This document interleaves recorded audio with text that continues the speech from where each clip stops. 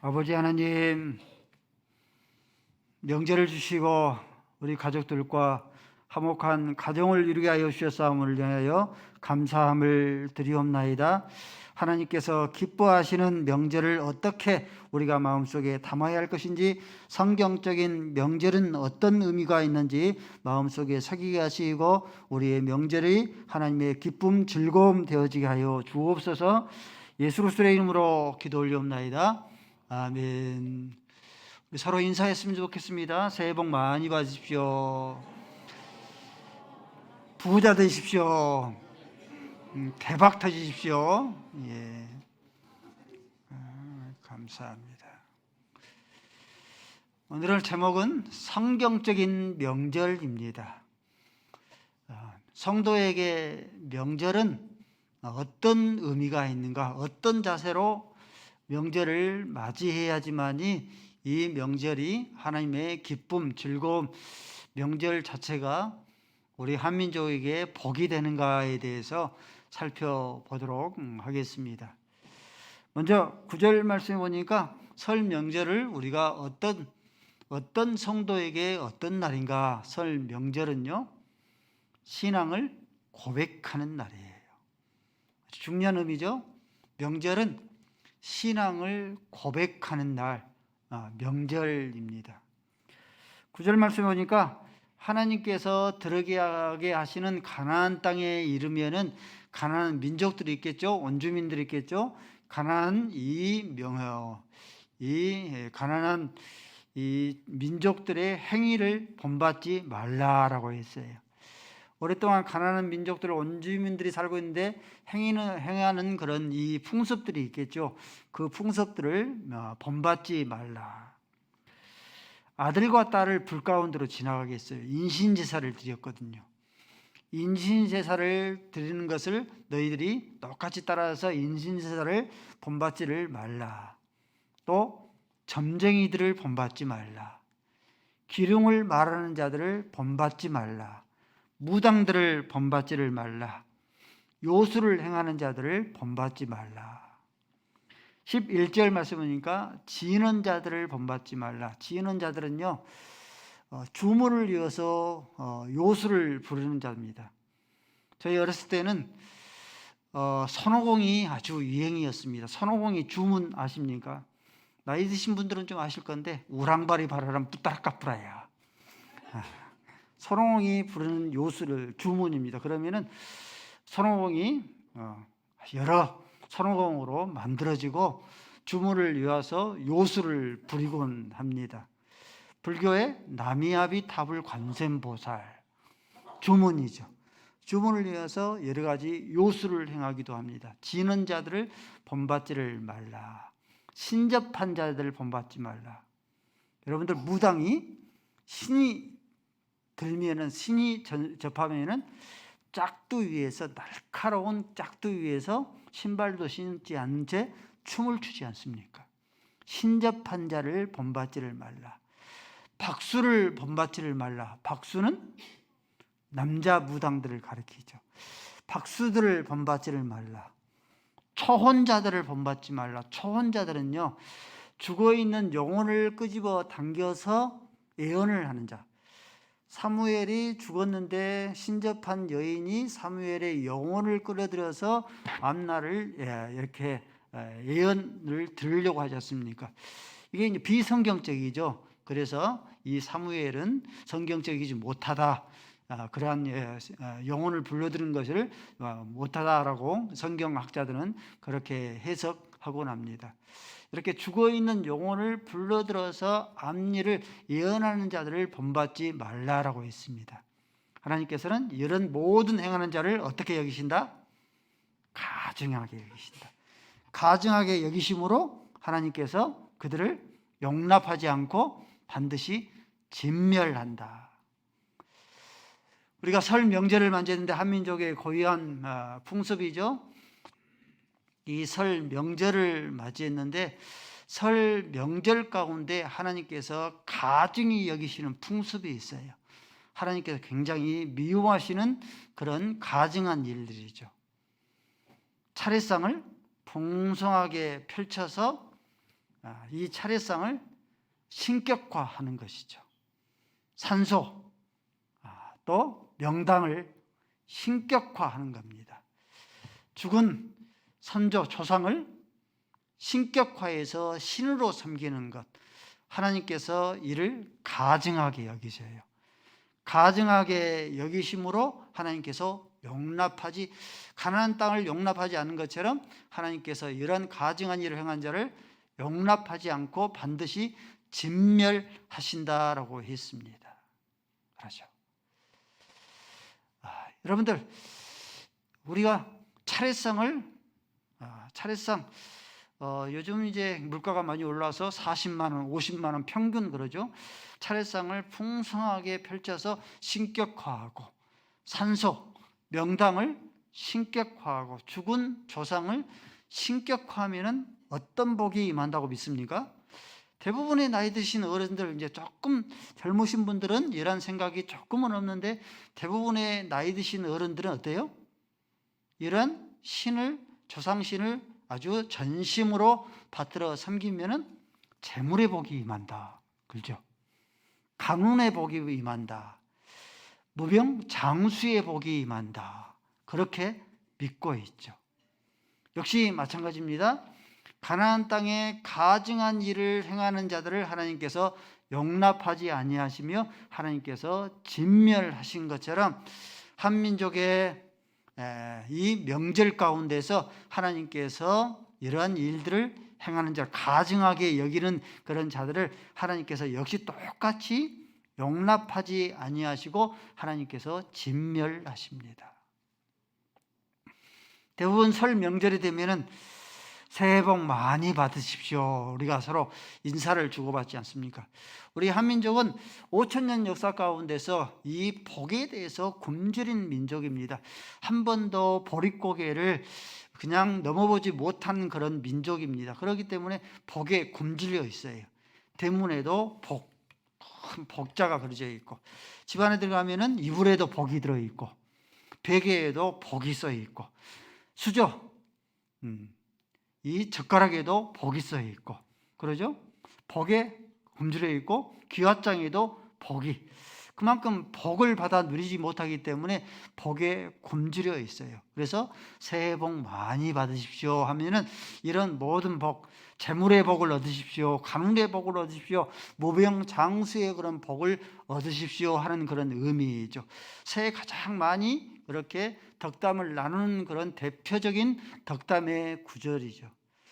그러면 여러분들, 이런 재물의 복, 가문의 복, 무병장수의 복, 이런 복들이 차례성을 풍성하게 받아 누리면은, 산소와 명당을 잘 가꾸고 섬기면은, 먼저 가신 우리 선조 조상들을 신격화해서 섬기면은 그 조상신이 우리에게 복을 주시겠느냐. 이건 어떤 의미가 왔냐면, 여러분들이 이제 한번 죽는 것은 정한이시죠.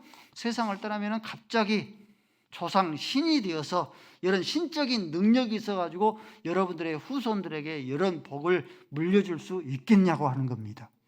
어떻습니까, 여러분들?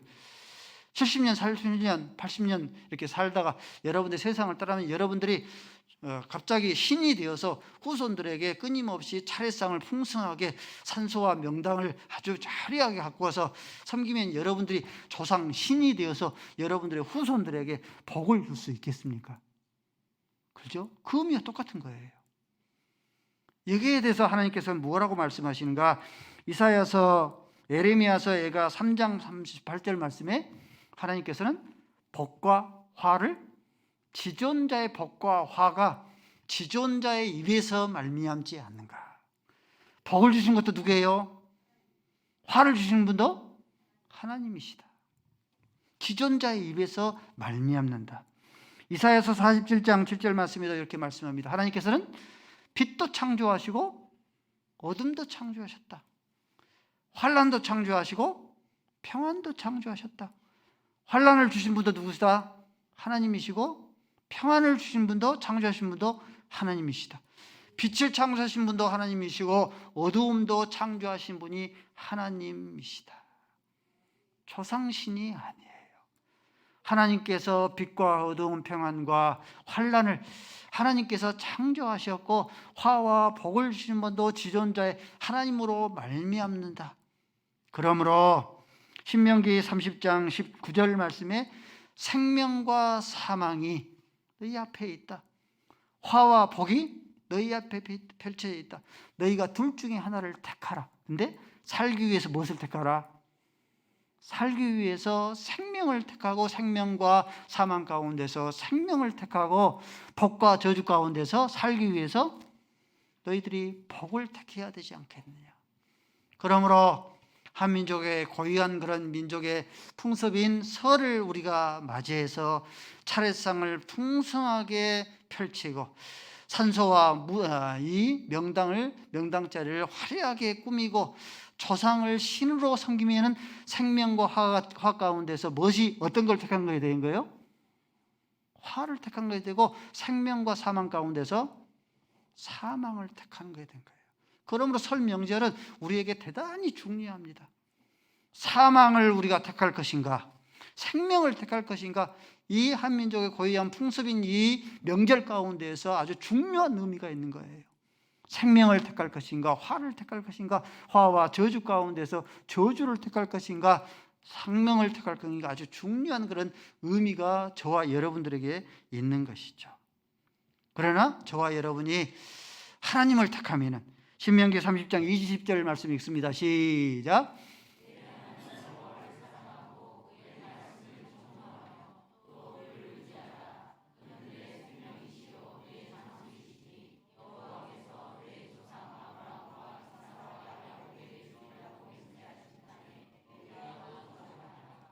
하나님께서 우리 민족에 주신 이런 고유한 명절인 설을 우리가 맞이하면서 하나님을 사랑하는 것을 택하고 하나님의 말씀을 택하고 하나님을 의지하는 것을 택하면은 어때요?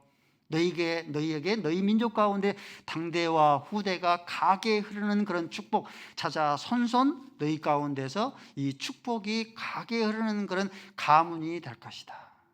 생명을 택하라. 그러므로 설 명절은 어떤 날인가? 설 명절은 신앙을 고백하는 날이에요. 하나님께서 복의 근원이 되십니다.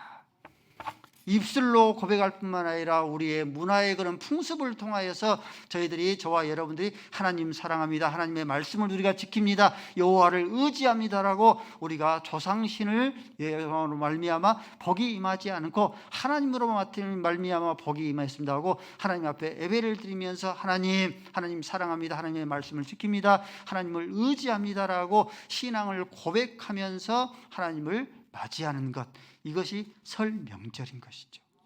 설 명절은 야고보서 1장 7절 말씀이죠. 각양 좋은 은사와 온전한 선물이 누구에게로 말미암다? 조상신으로 말미암는 게 아니다. 여러분이 죽으면 조상신이 되는 게 아니지 않습니까? 그렇죠? 아무 능력이 없지 않습니까? 조상신으로 말미암은 것이 아니라 각양 좋은 은사와 온전한 선물이 복의 근원이신 하나님께로 말미암는 것이다. 역대하 29장 19절 말씀, 다윗의 그런 고백이죠. 부와 귀가 주께로 말미암고 모든 자를 크게 하심과 강하게 하심이 여호와께로 말미암습니다. 그러므로 여호와께로 말미암기 때문에 여호와 하나님을 사랑합니다, 말씀을 우리가 의지합니다, 하나님을 의지합니다, 고백하는 날, 이것이 설 명절입니다. 신앙을 고백하는 날이죠. 그러지 아니하고 조상신에 우리가 차례상을 풍성하게 펼치면서 또한 산소와 이 명당을 화려하게 꾸미면서 조상을 신으로 섬기면서 그 신에게 절하고 그 신을 의지하고 관운의 복, 재물의 복, 무병장수의 복을 빌 것 같으면은 생명과 저주 가운데서 저주가 임하고 우리 가운데서 하나님의 그런 이 진노가, 용납지 않은 진노가 임합니다. 하나님의 말씀이에요. 여러분들 지구촌에 많은 나라들 봐보세요. 조상신을 섬기는 그런 나라 치고 우상을 섬기는 나라 치고 선진국 없지 않습니까? 그러나 유럽과 미국 보십시오. 대부분의 그런 선진국 나라들 보십시오. 하나님을 사랑하고 계명을 지키고 하나님을 의지하는 민족마다 어때요? 선진국의 하나님의 복이 생명과 사망 가운데 생명이 왕노릇하는 풍성한 그런 복을 받아 누리지를 않습니까? 신앙을 바르게 고백해서 자자손손 우리의 가게에 흐르는 그런 저주가 아니라 축복, 자자손손 우리가 복을 대물림해주는 우리의 당대와 후대가 복을 받아 대물림해주는 그런 명절을 우리가 맞이할 수 있어져야 합니다. 명절은 어떤 날인가? 명절은요, 살아계신 부모에게 효도하고 공경하는 날이에요. 살아있는, 기독교는 효도의 종교죠. 죽어있는 선조를, 우리의 부모를 효도하는 날이 아니라 살아있는 부모를 공경하고 살아있는 부모에게 공경하는 날이 이 설 명절입니다. 잠언 23장 22절 말씀에 너를 낳은 아비를 청종하고 교훈을 청종하라는 것이죠. 늙은 어미를 경의하지 말라. 어미가 늙었다고 교훈을, 이것을 뿌리치지 말고 늙은 어미의 교훈을 경히 여기지 말라 말씀했어요. 말씀을 드렸죠. 세상의 부모는요, 세상을 향해서는 거짓되고 속일 수 있어요. 그러죠? 근데 누구만큼은, 세상의 부모는 자식에게만큼은 거짓되고 속이지를 않습니다. 그렇죠? 자식들에게 무엇을 교훈하려고 할 것 같으면, 입을 열어서 무엇을 말할 것 같으면 거짓되지 않고 속이지 않습니다. 자식을 사랑하기 때문에 바른 그런 교훈을 베풀어요. 그러므로 그 교훈을 청종하고 부모의 그런 교훈을 경히 여기지 않는 그런 자식이 자자손손 그 가게에 흐르는 축복을 받아 누리게 되어집니다. 부모의 교훈을 경히 여겨서 멸망하는 그 몇 사람을 성경에서 찾으라면은 노새 사위들, 노새 사위들을 들 수가 있죠.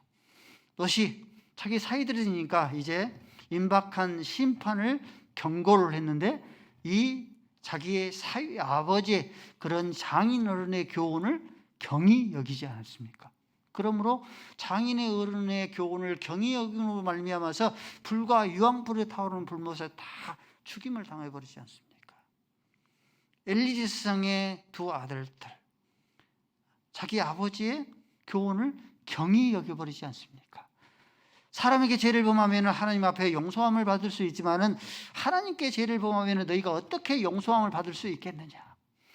너희가 그러므로 해막에서 일하는 여인들을 겁탈하지는 말라. 살찐 그런 짐승들, 살찐 그런 재물들을 먼저 도둑질하지 말라. 부모가, 늙은 아비와 어미가 교훈을 했으면 그 교훈을 청종할 줄 알아야 되는데 경히 여긴 거죠. 경히 여김으로 블레셋과의 전쟁이 일어나서 엘리 제사장 죽었죠. 두 아들 죽었죠. 며느리 아이다타 죽었죠. 언약궤 빼앗겼죠. 전쟁에서 패하여서 많은 젊은 사람들이 죽음을 당하였죠. 그렇죠? 이게 부모의 교훈을 경히 여기는 자의 받은 그런 결과입니다. 또 한 사람을 들라면은 솔로몬의 아들 르호보암 들 수 있어요. 솔로몬은 자기 아들을 사랑해서 잠언까지 지어서 끊임없이 교훈했습니다. 악한 자가 너희를 꾀일지라도 함께 하지는 말라. 음녀가 너를 유혹할지라도 음녀의 품에 안기지를 말라. 독한 독주와 포도주를 마시지 말라. 교훈했죠. 그러면 이 르호보암이 이 아비의 솔로몬의 그런 늙은 아비의 솔로몬의 교훈을 잘 청종하고 마음속에 담고 지켜 행하였으면은 그 나라가 태평성대했을 거예요. 근데 아비의 교훈을 경히 여긴 거죠. 그러므로 나라가 반쪽하게, 이때부터 이스라엘의 분열 왕국이 시작되어져 버린 거죠. 설은, 명절은 살아계신 부모에게 효도하고 공경하는 날인데, 그 살아계신 그런 부모, 늙은 아비와 어미의 교훈을 청종할 줄 알아야 됩니다. 여러분들 이삭과 야곱을 한번 비교를 해볼까요? 여러분도 잘 알지 않습니까? 이삭과 야곱을 한번 비교를 해보면요, 이 이삭은요 부모의 교훈을 경히 여기지 아니하고 무겁게 여기고 지켜 행하였습니다. 모든 그런 삶이 그러하죠. 그래서 이 이삭을 모리아 산에서 하나님을 드릴 때에 성경학자들은 이때의 이삭의 나이가 최소한 15세에서 많으면 25세까지 봐요. 아주 관역한 힘이 있는 그런 청년입니다. 어렸을 때 그냥 붙잡아가지고 하나님 앞에 모리아산에 드리려고 하지가 않은 겁니다. 근데 부모의 교훈을 청종했어요. 하나님 앞에 제물을 드리려 할 때에도 그것을 경히 여기지 아니하고 순종했죠. 결혼할 때도 그러죠. 부모의 말을 잘 안 들으려고 하지 않습니까? 근데 결혼할 때도 니부간을 얻으려 할 때에도 아비와 어미의 그런 교훈을 마음속에 청종하여서 그대로 순종함에 따름으로 인해서 니부아를 아내로 맞이하죠. 그러면 어때요? 부모의 교훈을 무겁게 잘 지켜 행함으로 인하여서 하나님께서 이삭에게 복을 줬는데 한 해의 농사를 몇 배나? 100배를 축복해 주셨다. 뿐만 아니라 창세기 26장 14절 말씀에 가는 곳곳마다 농사를 100배나 축복해 줬고 마침내 그가 거부갑부가 되었다. 거부갑부라는 그런 단어를 여기에서 하나님께서 사용하고 계시는 거예요. 이삭이 누리는 축복의 원인이 뭡니까? 부모의 교훈을 가볍게 여기지 아니고 무겁게 여기고 지켜 행하였기 때문이다. 근데 야곱은 어떻습니까? 야곱은 부모의 교훈을 가볍게, 늙으신 아비와 어미의 교훈을 가볍게 여겼습니다. 창자권을 아비를 속여서 탈취해버리지 않습니까? 그러므로 야곱의 삶이 130년인데 어떤 삶을 살았어요? 내 나그네 세월이 130년인데 험악한 세월을 살았다. 야곱의 삶은요, 험악한 그런 세월입니다. 삼촌 라반의 집에서 14년 동안 험악한 그런 삶을 살았어요. 세겜에 와서도 세겜 사람들을 살육함으로 험악한 그런 삶을 살고 요셉이 죽었다는 그런 소식을 받고 험악한 그런 삶을 살았습니다. 따라서 해볼까요? 부모는 고철덩어리가 아니라 보석덩어리다. 여러분들, 늙으신 부모, 나이 드신 어미와 아비는 고철덩어리가 아닙니다. 하나님께서 여러분의 가정에 자자손손 가게에 흐르는 축복을 주시라고 부모를 주셨어요. 부모가 여러 가지로 교훈하면 그 교훈을 마음속에 담고 그 교훈을 지켜서 그 자손이 자자손손 복을 받아 누릴 수 있도록 가게에 흐르는 축복을 주시도록 하나님께서 부모를 주신 거예요. 그렇죠? 그러므로 집안에 부모가 없으면 사서라도 모셔라. 우리 어른들이 가르침이에요. 부모가 없으면, 어른이 없으면 사서라도 모셔라. 그러면 그 부모의 교훈 부모의 대리로 역할을 하는 그 부모의 교훈을 마음속에 청종하여서 지켜 행하면 너희 자손이 복을 받아 누리게 될 것이라 하시는 그런 말씀이죠. 명절은요, 살아계신 부모를 공경하는 날입니다. 부모에게 얼굴을 모이고 끊임없이 그 부모와 도란도란 친밀감을 쌓은 날이 이것이 명절날입니다. 부모의 교훈을 청종하는 것, 그래서 부모를 공경하는 것, 그것이 우리의 명절이어야 합니다. 부모가 자녀에게 육선을 많은 그런 재산을 상속해 주면 어쩐다고요? 형제들이 형제의 난이 필히 발생합니다. 그러죠? 우리의 대기업들 2세들 봐보십시오. 형제의 난이 없는 데가 없죠. LG도 그러하죠. 삼성도 그러하죠. 현대도 그러하죠. 형제의 난이 없는 것이 없습니다. 육선이 가득하게 이 재산을 물려주면 필히 그러합니다. 불화하고 법정 소송을 아끼지 않는 것이죠. 이것이 성경에도 등장을 합니다.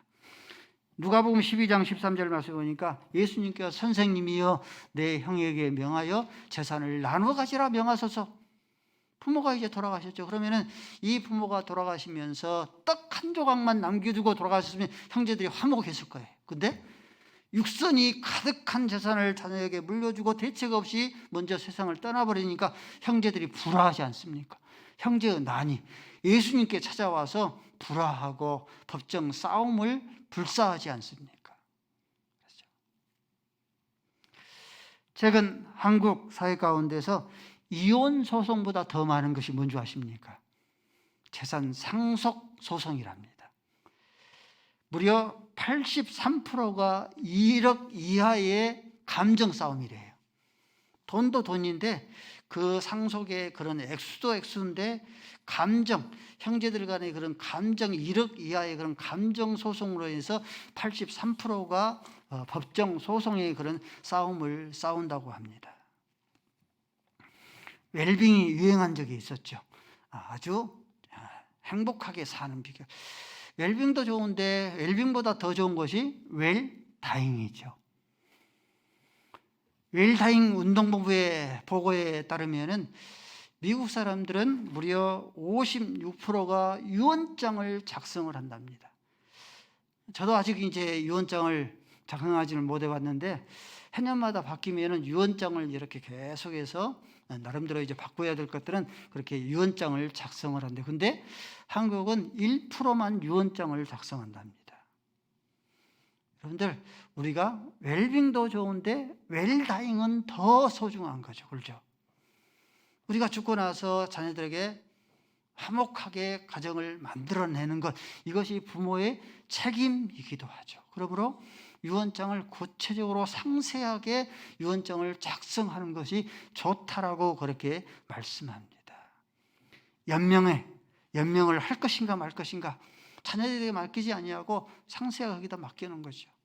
장기 기증의 그런 여부들 어떻게 할 것인가, 구체적으로 장례식을 어떻게 치를 것인가, 수의도요. 꼭 장례식장에서 비싼 100만 원, 300만 원, 500만 원, 1000만 원까지 이르는 그런 수의 비싼 거 할 필요 없이 자기가 즐겨 입는 양복이면은 이것도 가능합니다.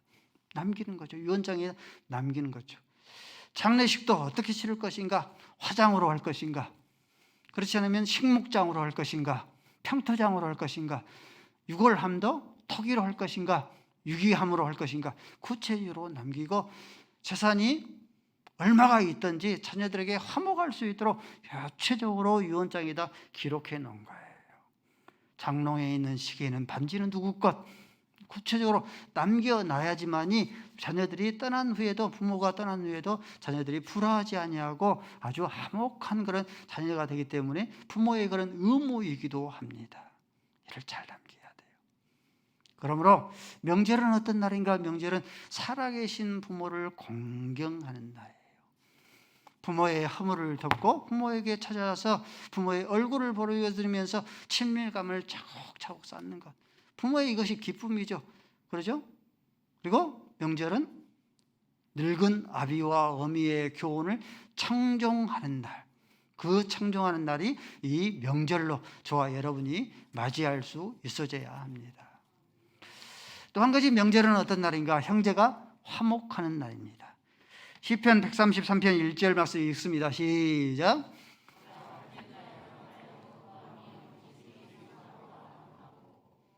형제가 연합하여 동거하며 어찌 선하고 아름다운 거. 하나님께서 명절이 됐든지 화목하게 지내는 그런 집안들을 보면 어찌 그리 선하고 아름답게 보셔요. 하나님 앞에 헌신하고 헌상을 드리고 헌신하고 충성하는 것, 그것도 선하게 아름답게 보시는데 사랑하는 그런 형제들과 화목하게 보는 것도, 이것도 하나님께서 선하고 아름답게 하나님께서 보십니다. 설 명절이 얼마나 기쁘고 즐거운 날입니까? 그렇죠. 화목하는 날이죠. 근데 설 명절이 되면은 형제들이 얼굴을 붉히고 다투고 불화한 날이다. 차라리 누가 명절을 만들었는지 명절이 없으면 좋겠다 하는 그런 사람들도 한국 사회 가운데 많이 있지 않습니까? 명절이 되면요, 모든 세대가 명절 증후군을 당한답니다. 청소년들의 명절 증후군이 뭐겠어요? 잔소리래요. 청소년들의 67%가 어른들의 잔소리 때문에 명절 증후군을 당한답니다. 며느리들의 증후군입니다. 며느리들의 증후군은 뭐겠어요? 과도한 가사노동. 그래서 며느리들 사이에서 통하는 말이 명절은 노동절이라고 부른답니다. 추석 노동절, 설 노동절, 노동절이라고 부른대요. 남편 증후군도 있습니다. 남편들은 아내의 투정, 아내들의 구박. 어른들한테는 못하니까 누구에게 쏟겠어요? 구박과 투정을 남편들에게 쏟아요. 그리고 남편들의 증후군은 과도한 경제적인 그런 지출 부담으로 해서 스트레스, 명절 증후군을 당한답니다. 부모 어른들은 명절 증후군이 뭐겠습니까? 없을 것 같죠. 근데 명절이 되면은 자식들, 손자, 손들까지 다 몰려와. 그러면 이제 명절이 끝나면은 한순간에 빈 둥지 다 떠나버려. 그러면은 그 허전함, 공허함 때문에 명절 증후군을 당한답니다. 명절 전후를 통하여서 119 사건 접수가 11%가 증가한대요. 가족들 간의 그런 다툼을 해서 119, 112 사건 접수가 11%가 증가되어지고 병원에서는 허리 디스크 환자가 10만 명이 급증한답니다. 허리 디스크 환자로. 가족들이 화목하게 보이기 위한 것인데 명절이 되면 이런 불상사들이 일어나는 것이죠. 또 이혼 건수가 절반이 증가한답니다. 2배로 급증한대요. 한 해 이혼 건수가 11만 건인데 명절 전후로 해서 10일 동안의 이혼 건수가 2만 6천 건이래요. 하루 동안에 날마다 이혼하는 것이 300건인데요. 명절 전후에서의 그런 이혼 건수가 656건으로 배가 증가하는 거예요. 이혼하는 그런 사유가 무엇인가? 여러분들 남편과 아내가 이제 가정을 이루고 사는데 뭐 갖고 싸웠어요? 저도 그런 것 같아요. 결혼을 했는데 왜 당신은 치약을 뒤에서 짰느냐 앞에서 짰느냐 그거 갖고 싸우지 않습니까? 근데 이혼하는 그런 이 사유를 보면은 시댁 먼저 가야 되는가 친정 먼저 가야 되는가 그것 때문에 싸워서 이혼을 한대요. 왜 시댁에서는 이틀 사물밤을 자면서 왜 친정에 가서는 한 끼 딱 먹고 떠나는가 그것 때문에 싸우고 이혼을 한대요. 설 차례상 음식 장만으로 해서 싸우고 명절 음식 가짓수를 가지고 싸워서 이혼을 한답니다.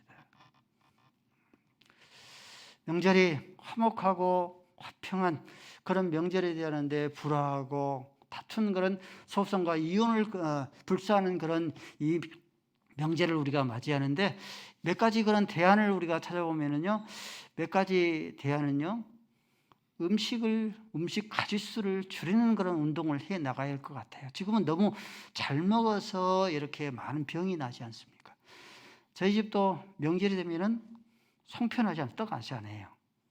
그리고 고기도 전도 붙이지 않습니다. 고기도 거의 않고 거의 3명의 며느리들이 야채를 좋아하기 때문에 샤브샤브만 딱 준비해서 그것만 딱 먹고 말아요. 나물 같은 거 이것저것 준비해 놔봤자 먹지도 않고 버리기 때문에 더 이상 준비하지 않고 딱 먹일 것 음식 가짓수 줄여서 딱 명절을 그렇게 맞이해서 최소한도의 그런 노동을 줄이게 되어집니다. 또 명절이 되면은 악담을 피하고 덕담을 서로 나눠야 됩니다. 덕담을 나눠야 되는데요, 다 너 잘되라고 하는 소리야. 취직은 언제 할래? 결혼은 언제 할 거야? 아이는 언제 낳을 거야? 여러분들, 너 좋으라고 들은 소리입니까? 악담입니까? 덕담입니까? 그래요. 너 좋으라고 들은 소리가 아닙니다. 이것은 악담이 되는 거예요. 또 무엇이 악담이냐면은 지나친 자랑을 하지 말아야 됩니다. 지나친 자랑을 하면 이것이 덕담이 되지를 않아요. 내 남편의 연봉이 이 정도야. 내 아들이 이번에 취직했는데 연봉이 이 정도야. 이게 덕담이 아니라 악담이 되어지는 거예요.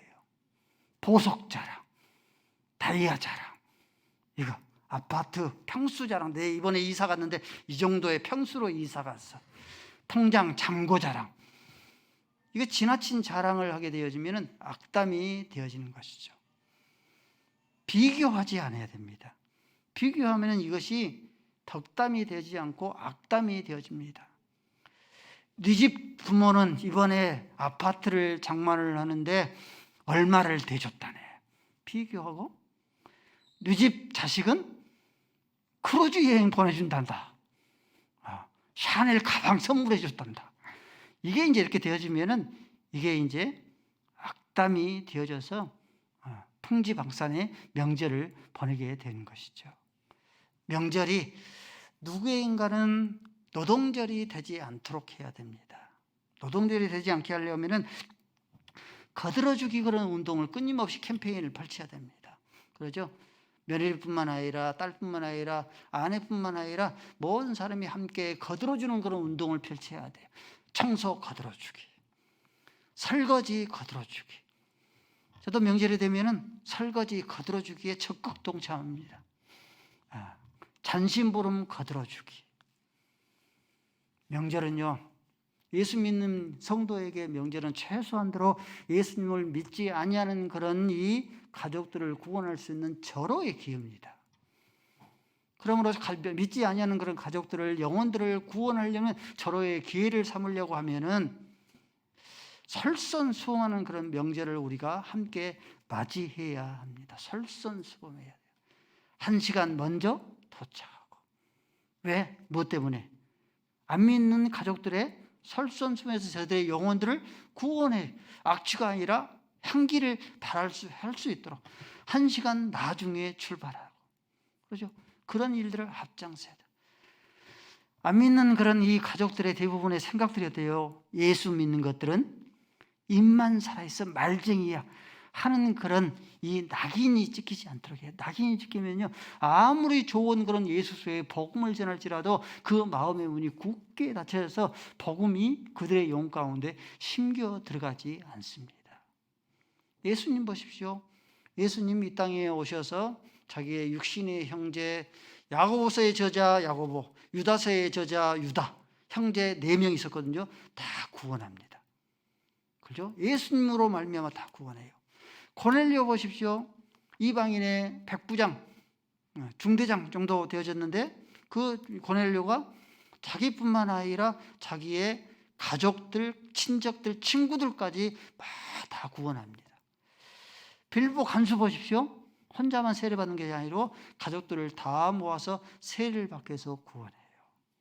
그러므로 주 예수 그리스도를 믿으라. 그러면 너와 내 집이 구원을 얻으리라.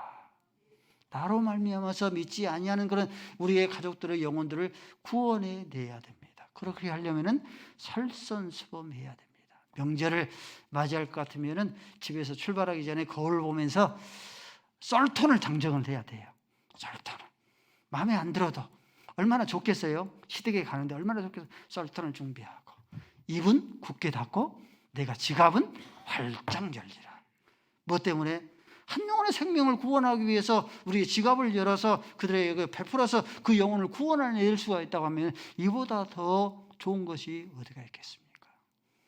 명절, 영혼을 구원하는 좋은 그런 절호의 기회가 되어서 주 예수 그리스도를 믿으라. 그러면 너와 내 집이 구원을 얻는 이 사명을 잘 감당하고, 성도는 중매장이에요. 중매장인데 신부인 우리에게 예수 그리스도를, 우리에게 신랑을 중매하지 않습니까? 근데 예수 그리스도는 우리에게 어떤 선물을 줘요?